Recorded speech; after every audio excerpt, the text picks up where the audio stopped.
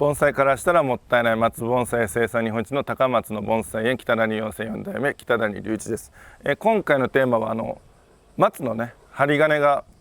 いつからかけれるんだと、いつからというか、いつ頃かけれるのかみたいな、その話をしていこうかなと思います。でちょっとだけお時間ください。今無料のねメールマガジンやっております。定期的に、僕が YouTube でやってきたような内容を、文字にして、メールにして、専用の動画もたくさん撮って結構60通ぐらいもう作ってるのかな、それが定期的に届くようなのがありますんで、概要欄からメールアドレスだけで無料で登録できます。はい、なんでよかったらそっちでもね、おさらいのような感じで読んでみてください。はい、では本題に戻ります。松のね針金掛け、いつができるのかっていう悩みどころあると思うんですけども、それも時と場合によっていろいろあります。で基本的にはね、あんまり暑い時期はだいたい良くないパターンの方が多いですね。枝に巻いて下げるとか動かすだけなんで、できんことはないんですよ、基本一年中。ただ夏とかだとやっぱ針金かけよう思ったらね、枝切ったりとか、やっぱ葉っぱちょっと必要最低限まで減らすとか、そういう作業もあっての針金掛けだったりするんで、夏は、特に黒松もそうですね、赤松錦松とか目切りの必要な松はあんまり目切りした後はしにくいかなと。で、そうですね、細かく言い始めますと、目切りの話出たんで、目切りした直後、もう目切りしたその日とかその、3日以内ぐらいだったら全然針金もありなんかなという、かけるだけだったらね、効率はちょっとさておいて、問題はね、目切りした後、2週間ぐらいしたら小さい芽がね、ごまみたいなのが出てきて、今この子はね目切りしてもう1ヶ月ぐらい経つんですけど、これ新芽が大きくはなってます。黄緑色のとこが新芽なんですけど、これがやっぱりね針金かけよう思ったらもう大体折れますね、かけてる最中に。なんでかけたらその枝のなんだろうな、時期的に枝の具合がとか根のどうとかそんなんじゃなしに、ただ単純にこの時期に針金巻くと芽が折れるっていう、そっちが良くないっていうんで、夏場はあんまり黒松系ですね、赤松錦松とかも含めて目切りをするあたりのは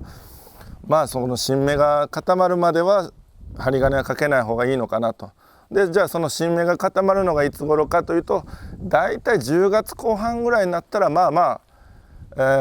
折れにくくなってるのかなと。でさらに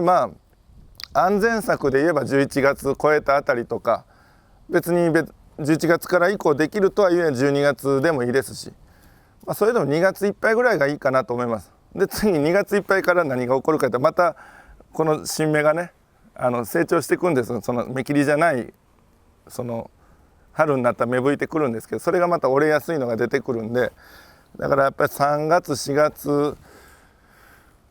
そうですね、3月以降ぐらいで目切りするまでは今度また針金かけにくいかなと思います。はい、黒松ちょっと今ざっくり言いまして、ちょっと抜け落ちあるかもわからないですけど、大体それぐらいです。でこちらね、同じ黒松なんですけど、この子うち来たばっかりの子なんですけど、おそらく今ね、ごめんなさい、今が、2023年8月です。もう真夏です。はい、多分その2023年の春頃に植え替えしてると思うんです、この木がね。で目切りをしてないです。もう見たら分かるんですけど、今年目切りしてないですね。植え替えした分あんま伸びなかったんでしょう。だからこの目切りをしてない木に限っては、目切りされてないから芽がすごく折れにくいので、夏ちょっと木に対して厳しい時期なんで、あんまりは夏してもしなく、そうですね、あんまりおすすめできなくて、おすすめはできないですけど、できないことはないと。なぜなら芽がしっかりしてるから。はい、なんで目切りをねしてない子に関してはいつしてもいいのかなと。だからそういう場合もあるんですね。それでもちょっとね涼しいぐらいになってからぐらいの方がいいかなという気はします。今8月でこの状態、目切りしてないと。目切りしてないから全部この状態かって言ったらそうでもないんですよ。目切りする子しない子、みんないろんな状態があるんでね、この子はたまたま今ちょうどいいサイズのね早めになってますけど、はい、だからこれだったら夏場でもできないことはないけど、結局同じこと言いますけど、秋ちょっと涼しくなってからぐらいの方がいいんかなとは思います。はい、で黒松系はこうなんですけど、じゃあ五葉松どうなんだと言いますと、五葉松はね基本目切りがないんで、折れる芽もないんですね。だから針金もこれも結構いつでもかけれるとは思うんですがやっぱその新芽の具合しっかりごっついのがあるような時の方がいいですね。結構今2023年8月と言いましたけど、8月頃に針金かける人も結構おるのはおられます。ただ僕が昔ね8月に針金かけてみた時にちょっと傷んだ経験があるんで、やっぱり暑い時期はあんまり良くないんかなと。で畑の木でもね、この種類の畑の木いっぱいあるんですけど、1000本以上あるんですけど、それを8月とか7月に剪定した時にやっぱ剪定だけでも傷んだことがあるんで、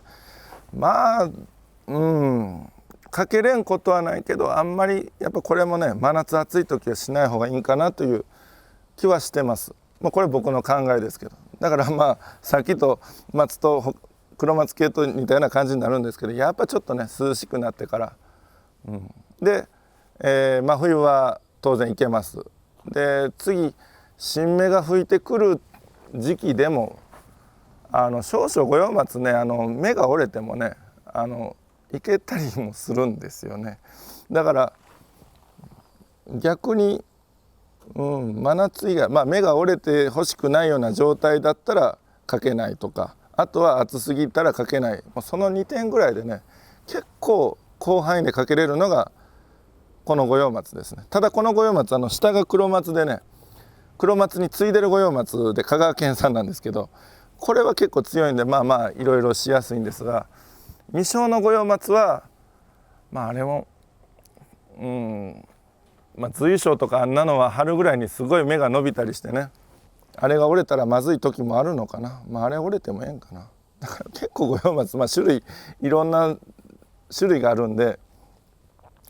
その一概には言いませんけど、結構一年中で広範囲にかけれるのが五葉松ですね、針金は。はい、そんな感じで